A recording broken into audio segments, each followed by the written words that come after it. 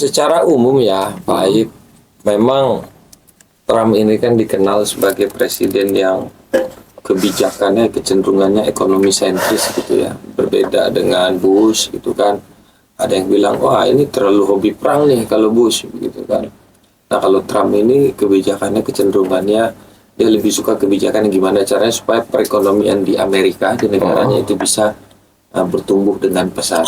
Jadi kalau gua punya dolar US, kapan waktunya gua melepas? Ya mungkin setelah Donald Trump dilantik nanti ya, gitu kan. Cukup itu intermezzo aja.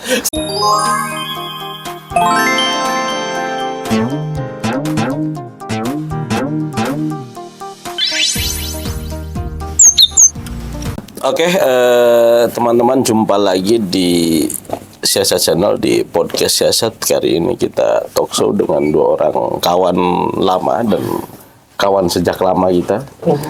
Perbincangan kita agak jauh sekarang, Bung Surya Fandiantara dan Bung Syifa Muhammadius. Selamat datang kembali di Ruang Siasat. Selamat pagi, Pak Aib. Oke, siap. Kita ngobrolnya agak jauh lah ya sekarang ya, agak ke Amerika, agak ke Timur Tengah, agak kemana, karena kita sama-sama tahu beberapa minggu yang lalu, awal-awal Desember kemarin kan, Trump apa Trump? Ya boleh Trump, boleh Trump. Oke, Donald Trump terpilih kembali menjadi Presiden Amerika Serikat. Dan kita sama-sama tahu Januari nanti doi akan dilantik kembali untuk menjadi Presiden Amerika Serikat. Oke. Nah, kita sama-sama tahu nih, ketika kemudian kita bicara Trump itu selalu American first, apapun itu, terutama dalam hal perdagangannya, dalam perdagangan untuk menekan inflasi di Amerika Serikat. Doi mengisyaratkan akan ada bea masuk 60% untuk produk Cina. Ini kan agak ngeri-ngeri sedap nih. Dan 10-20% untuk barang impor dari negara yang lain. Pertanyaan gua, Indonesia kayak gimana? Indonesia kayak gimana ini anaknya Kak Sur? Ya, atau gimana lah Indonesia ini, kira-kira dampaknya untuk Indonesia ini kayak gimana? ya kalau secara umum ya, Pak Aib, memang Trump ini kan dikenal sebagai presiden yang kebijakannya, kecenderungannya ekonomi sentris gitu ya. Berbeda dengan Bush gitu kan. Ada yang bilang, wah ini terlalu hobi perang nih kalau Bush gitu kan. Nah kalau Trump ini kebijakannya, kecenderungannya, dia lebih suka kebijakan gimana caranya supaya perekonomian di Amerika, di negaranya itu bisa bertumbuh dengan pesat. Nah makanya waktu semasa kampanye gitu kan, Donald Trump ini banyak disupport, banyak didukung sama pengusaha-pengusaha.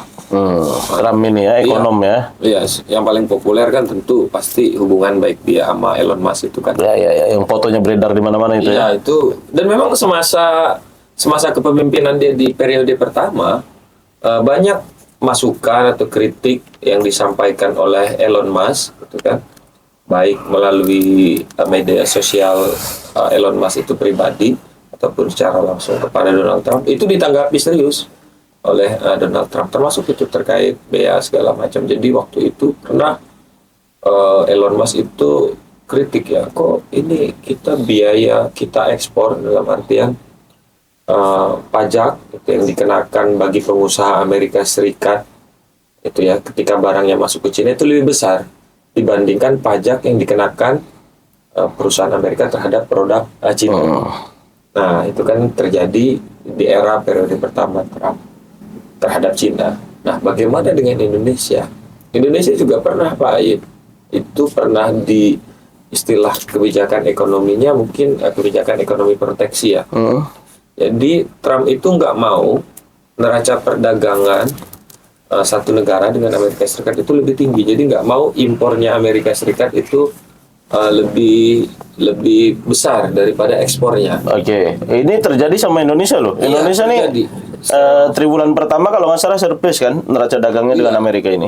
Nah, kita itu ya Indonesia alhamdulillah sih ya udah beberapa tahun terakhir selalu surplus nih sama Amerika Serikat neraca perdagangannya, dalam artian kita lebih banyak ekspor daripada impor produk-produk Amerika Serikat, meskipun besaran nilai impornya lumayan besar. Tapi yang jelas surplus kan kita ini. masih surplus, masih banyak ekspornya. Nah ini yang kemudian perlu berhati-hati kita, karena Trump tipikal pemimpinnya nggak mau tuh kalau neraca perdagangannya minus, begitu kira-kira Pak Ayib.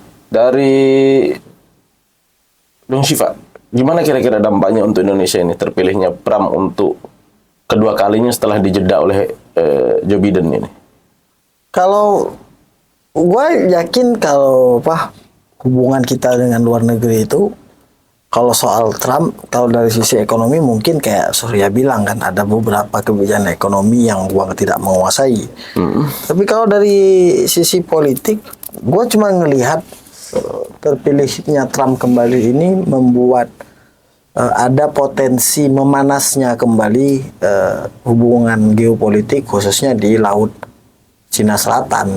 Nah, tapi kalau secara itu aja secara geopolitiknya, apalagi misal Indonesia udah terbuka, kita sudah daftar juga di BRICS kan, poros ekonomi lain selain poros ekonomi yang dipimpin oleh Amerika. Kemudian juga gue sempat baca BRICS ini mau mengalahkan dominasi dolar. Kan yang kita tahu Presiden Vladimir Putin itu tegas bilang kalau dolar ini udah dijadikan senjata oleh Amerika untuk menyerang kedaulatan negara lain. Nah, gimana kaitannya dengan Indonesia? Gua nggak ngelihat yang bagaimana ya, yang di tahap sangat mengkhawatirkan, enggak.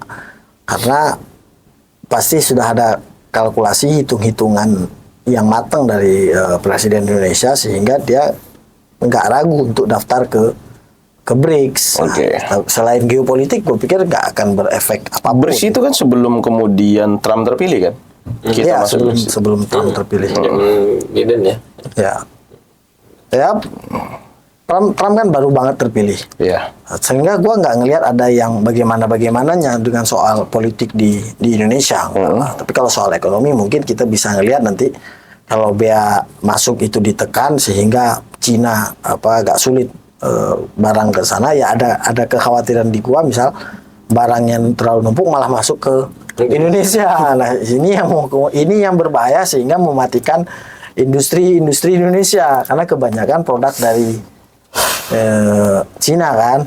Cina ini Elon Musk aja bisa direplikasi. Iya. Apalagi cuman motor, mesin dan lain-lain, orang aja bisa direplikasi kira-kira gitu. Kalau secara politik gue pikir tak jadi soal lah ya. Tak jadi soal. Nah, ini kan kita sama-sama tahu nih, Amerika dan Timur Tengah ini nggak ada habisnya lah maksud gue ya. Apalagi kita tahu 2015 Trump saat kemudian Trump jadi presiden. Pada waktu itu yang pertama doi kan pernah mengembargo Iran kan karena alasan mengembargo ekonomi karena alasan nuklir kan. Nah, Trump kan pernah kemudian hari ini kan kalau Biden kemarin kan ke Ukraina itu apa istilahnya sokong habis ya, bantu habis lah Ukraina.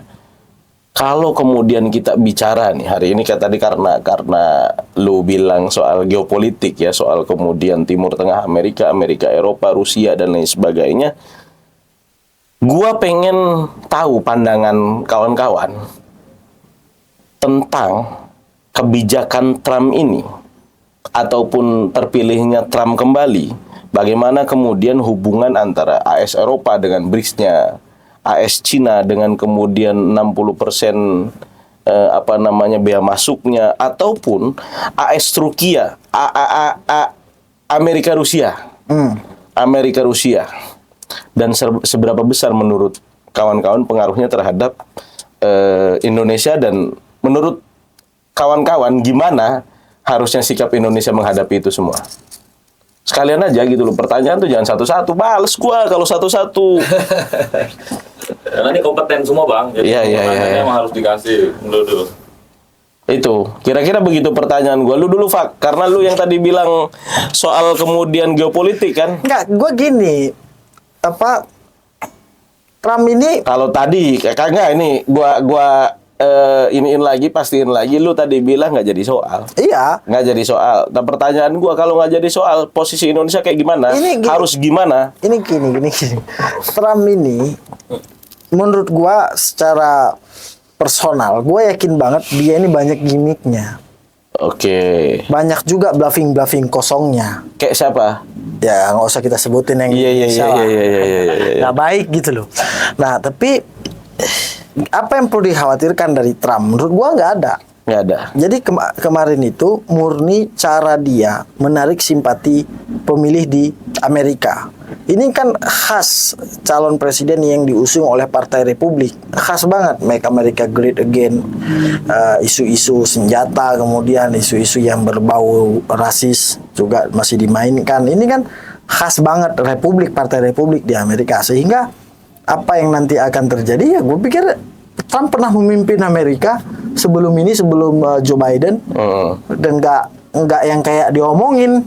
Iya. Kesangaran Trump, jangan, kita juga tidak, gua juga nggak bisa membayangkan bahwa Trump ini akan menjadi Putin baru di Amerika dengan strong leadershipnya kuat. Nah, itu juga jauh dari kemungkinan menurut gua. Nah, yang menarik, politik Amerika ini kan oke, mereka presidensial, tapi banyak juga misal aturan-aturan yang tidak tertulis, yang karena mereka demokrasinya sudah di level dewasa ya, sudah di level mapan. Banyak juga aturan-aturan tidak tertulis yang dalam tanda petik membelenggu kemauan presiden. Nah, misal hubungan presiden dengan, katakanlah, dengan Mahkamah Konstitusinya Amerika, kemudian dengan parlemennya Amerika. Nah, jadi apa yang ditonjolkan oleh Trump kemarin itu murni hanya gimmick. Pencitraan dia selaku personal, bukan untuk keluar negeri, tapi lebih kepada calon pemilih dalam negerinya Amerika. Itu yang pertama. Nah, yang kedua, bagaimana nanti hubungan Trump dengan Eropa? Nah, gue berharap hubungan Trump dengan pemimpin-pemimpin Eropa memburuk. Karena kan ini suka sembrono nih, suka semaunya. Karena begitu hubungan Trump dengan Amerika memburuk, ada kemungkinan, ada celah di mana Indonesia kemudian bisa masuk memaksimalkan peluang-peluang itu.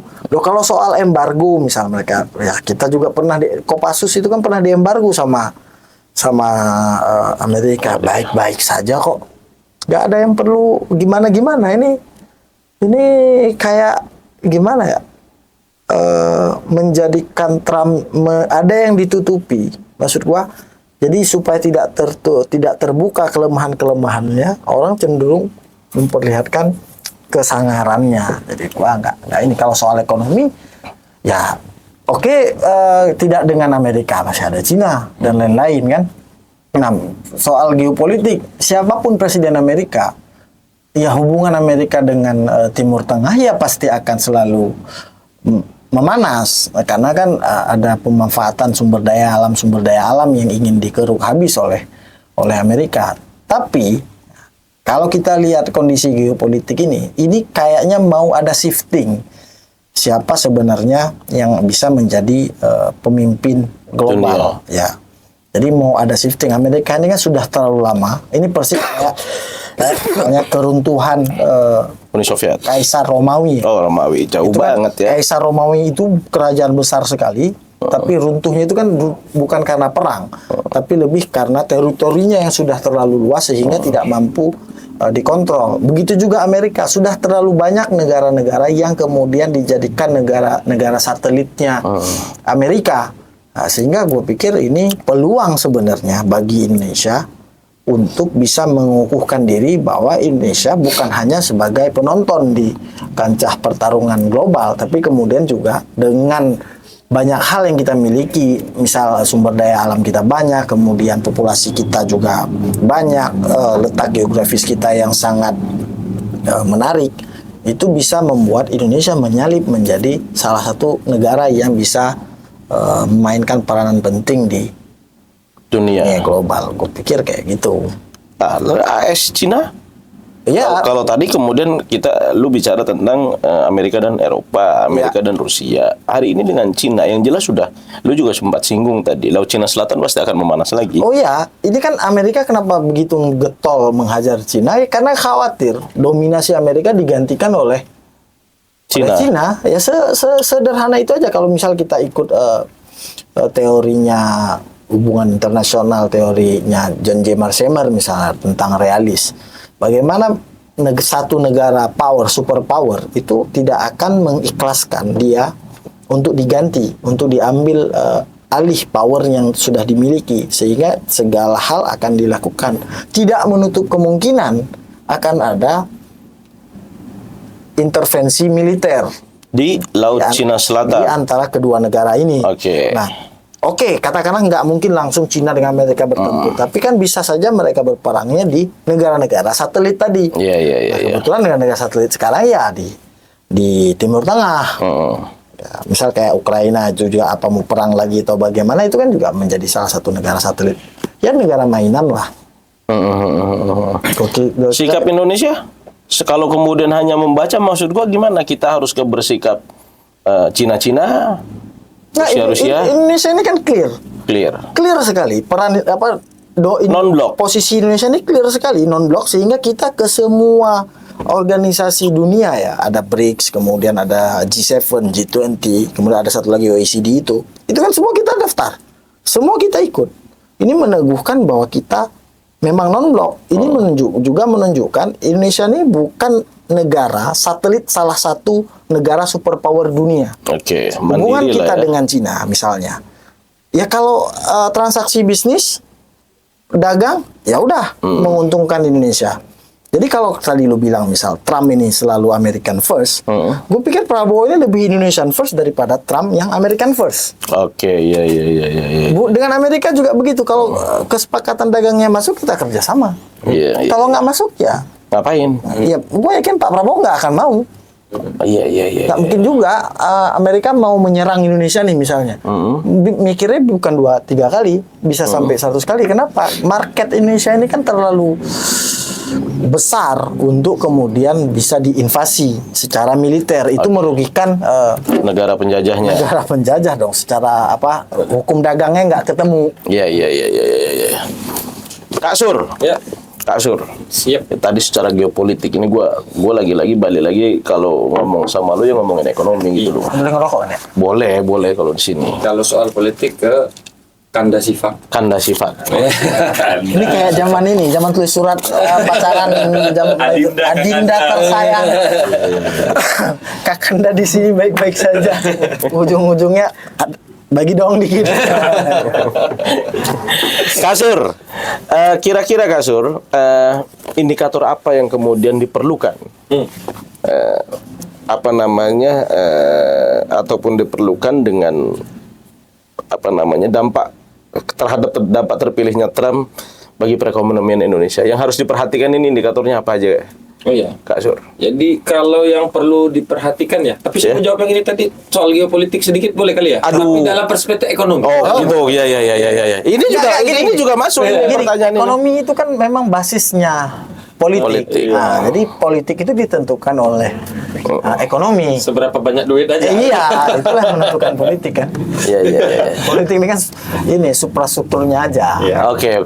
Oke, Kak Sur, silahkan mulai dari mana juga boleh, mau dari geopolitik langsung ke ekonomi, ekonomi langsung ke geopolitik juga. Sepakat sama Kanda Sifak. Gua kira mau dibantah. Enggak. Tadi yang awal itu loh, dibilang kalau sebenarnya kuncinya adalah dolar Amerika Serikat tadi ya. Dia sebutkan. Iya. Mau kuncinya adalah dolar Amerika Serikat. Itu pernyataan Putin Iya. Rusia.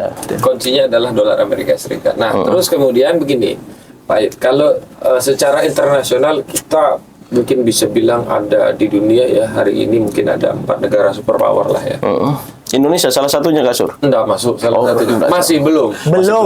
Bukan enggak masuk, belum. Belum masuk. Semoga suatu saat nanti bisa lebih besar daripada Cina ataupun Amerika Serikat. Oh iya. Jadi kalau kita bagi pengaruh terhadap wilayah, nah itu kan kalau kita mulai dari bagian yang paling barat, gitu, misalnya Inggris gitu kan. Nah Inggris itu kan kecenderungannya menguasai wilayah Afrika gitu kan. Iya. Nah, terus sebagian Eropa. terus ada Cina yang menguasai wilayah Asia dan sekitarnya. Ini pengaruh besarnya ya terhadap perekonomiannya. Rusia di wilayah Eropa bagian timur, nah, terus Amerika tentu menguasai wilayah Amerika Latin. Nah, pertarungan utamanya nanti, perebutan utamanya nanti itu ada di Eropa dan juga ada di Asia bagian tenggara ke bawah gitu kan.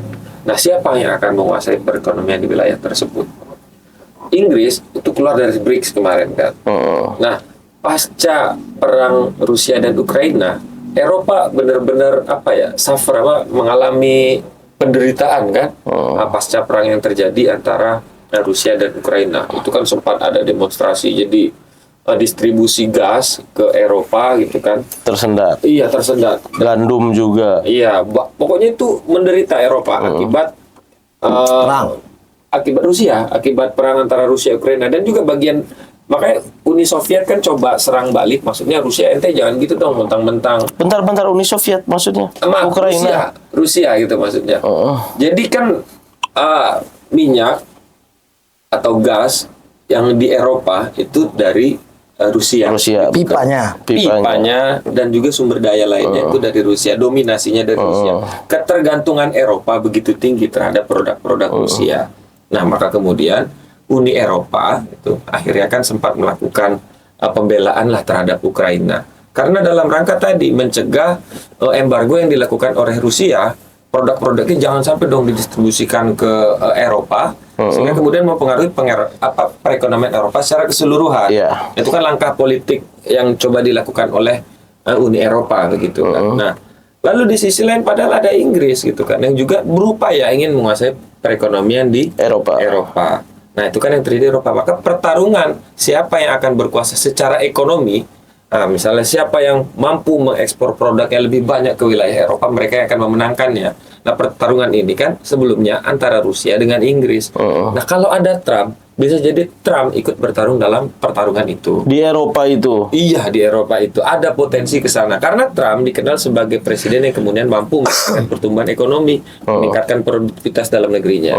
Nah, ada upaya Trump tentu juga ingin berkuasa di Eropa. Setelah Timur Tengah dikuasai lah ya. Nah, kurang lebih seperti itu. Setelah Timur Tengah gitu kan. Nah, ini kan tarungnya, kalau mau jujur secara ekonomi, ini sebenarnya pertarungan Timur Tengah itu pertarungan antara negara-negara Inggris ya gitu ya, dan juga Amerika Serikat. Gimana menguasai sumber daya alam yang ada di Timur Tengah? Kan pertarungan utamanya itu tuh sebenarnya. Lalu masuk Rusia gitu di tengah-tengah itu kan yang juga ingin menguasai sumber daya alam yang ada di Timur Tengah gitu kan. Kalau dilihat dalam perspektif ekonomi ya. Nah, baru kemudian kita masuk ke Indonesia. Iya, dan negara-negara Asia Tenggara lainnya lah begitu. Nah, secara umum ada dua indikatornya Pak Ib yang menurut saya harus bisa kita perhatikan lebih serius. Yang pertama tadi kurs dolar, lalu yang kedua neraca perdagangan. Nah, kalau dicatat berdasarkan data gitu ya, ini saya ambil dari Gisdor tadi yang sudah saya sampaikan ke tim redaksi di sini begitu ya. Itu nilai tukar rupiah tuh merespon sangat agresif. Agresif ini positif atau? Tentu negatif. Bagi ini ya, bagi Indonesia. Bagi kita. Karena nilai tukar rupiahnya jadi melemah terhadap dolar Amerika Serikat. Pasca Trump terpilih. Pasca Trump diumumkan terpilih langsung bergerak agresif. Jadi Pak Yip, itu sebelum ya sekitar bulan 9 gitu ya. Nilai tukar rupiah kita itu masih ada di terhadap dolar Amerika Serikat itu masih ada di angka 15.500-an. Ini 15.500-an. Menjelang kampanye Trump gitu kan, sampai kemudian periode tanggal 5 November gitu ya. Diputuskan Trump menjadi presiden Amerika Serikat itu kan, yang terpilih itu naik. Jadi 15.766. Jadi dari 15.500 sampai 15.700. Ada kenaikan itu. Itu di tanggal 5 November.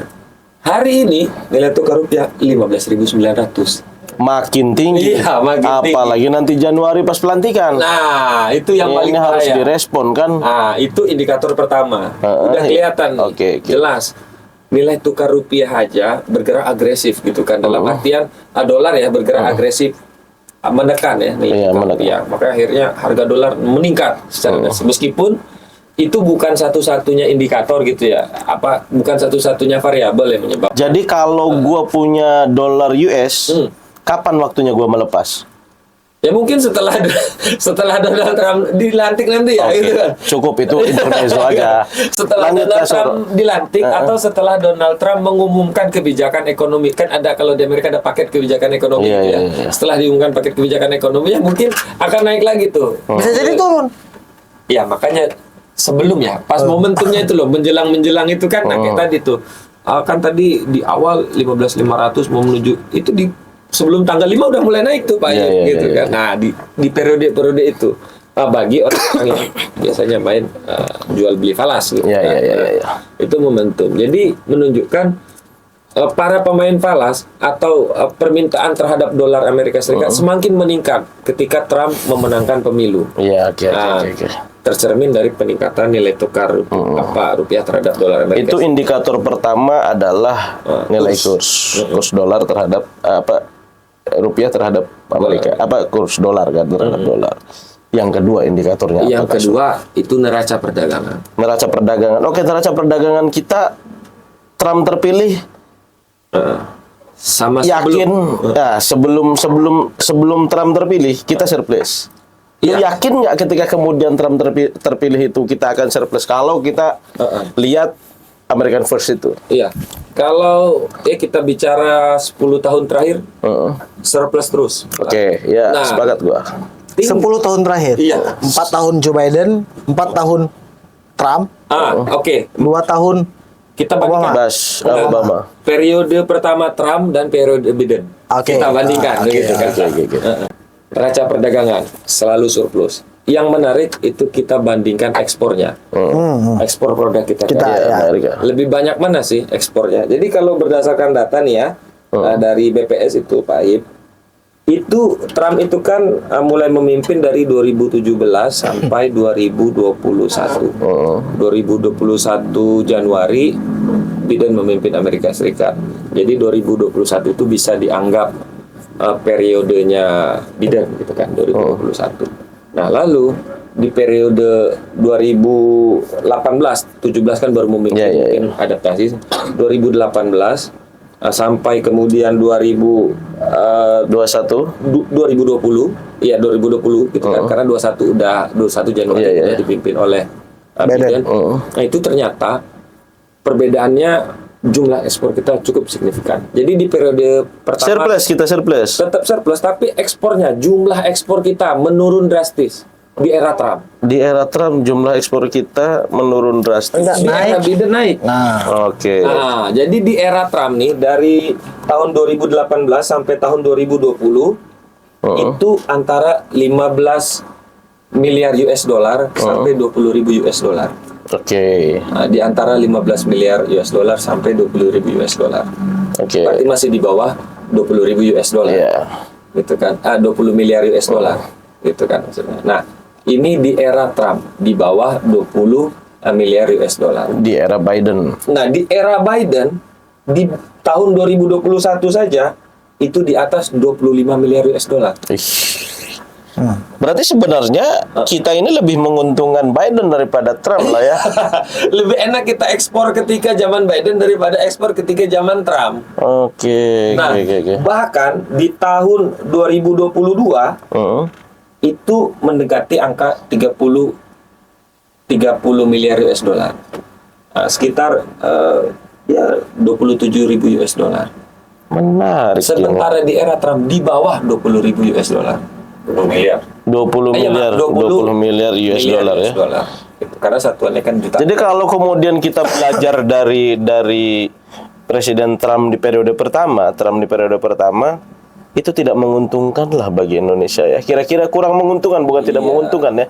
Nggak, dominannya apa sih kita ekspor ke Amerika itu? Ya, kalau dominan ekspor kita ke Amerika Serikat ya tentu kebutuhan tekstil begitulah. Yang banyak diekspor ke Amerika Serikat itu.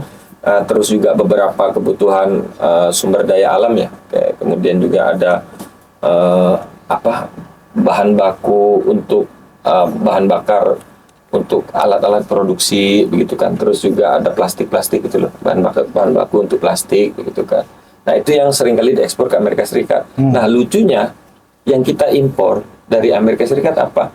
Produk-produk pertanian. Kedelai kita itu bergantung banget dari Amerika Serikat. Oke. Jadi produksi kedelai dalam negeri itu jauh lebih sedikit dibandingkan kedelai Amerika. yang kita impor dari Amerika Serikat. Kadang kita mikir Kedelai itu untuk bikin tempe ya? iya, untuk bikin tahu, untuk bikin tempe kan di dalam negeri kebutuhannya cukup banyak kan. Jadi petani kedelai dalam negeri itu Berarti sebentar, yang biasanya kita ekspor dulu itu Mm-mm. periode Trump dan periode Biden Mm-mm. itu bahan mentah. Iya, bahan mentah. Kita nggak ada barang jadi. Barang jadinya dalam bentuk tekstil aja. Ya. Baju. Kain ya? Kain. gitu. Nah berarti ini bisa jadi zaman Pak Prabowo lebih rendah lagi kita ekspor, bukan karena Trump, Kenapa? tapi karena kita punya Seritiknya.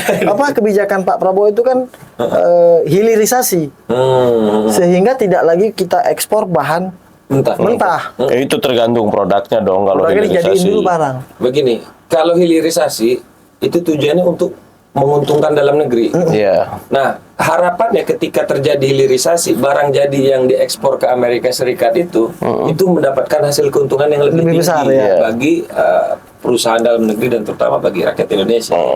Itu perlu kita dukung ya. Itu kalau kebijakan hilirisasi itu, karena itu akan lebih menguntungkan. Jadi di setiap tahapan itu kan ada namanya added value gitu kalau added value. ada added value. Jadi misalnya kalau kita bikin baju gitu kan, mulai dari kapasnya aja menuju kepada kain itu kan ada nilai tambah dari kapas menjadi kain. Terus kain menjadi baju ada nilai tambah lagi. Nah kalau yang diekspor itu kapasnya doang, nilai tambah dari kapas menjadi kain menjadi baju, added value-nya hilang gitu. Nah tapi kalau yang kita jual baju, added value-nya dapat semua mulai dari kapas jadi kain terus jadi baju, kira-kira kayak gitu. Nilai tambahnya itu. Emang agak lain ngobrolin Trump dan Amerika ini dan dampaknya bagi Indonesia ini ya. Tapi gua kira gua udah diperingatin, cukup lah kita pertemuan malam ini ya. Oh begitu. apa udah mulai bosan ngomongin ekonomi ini? Nah, udah ada intervensi dari superpower to stop sebelum kita ngomong ngaco. Oke, thank you Kak Sur, Bang Fa atas waktunya. Teman-teman, sampai jumpa lagi di Siasat Channel. Jangan lupa like, comment, and subscribe Siasat Channel. Thank you. Thank you.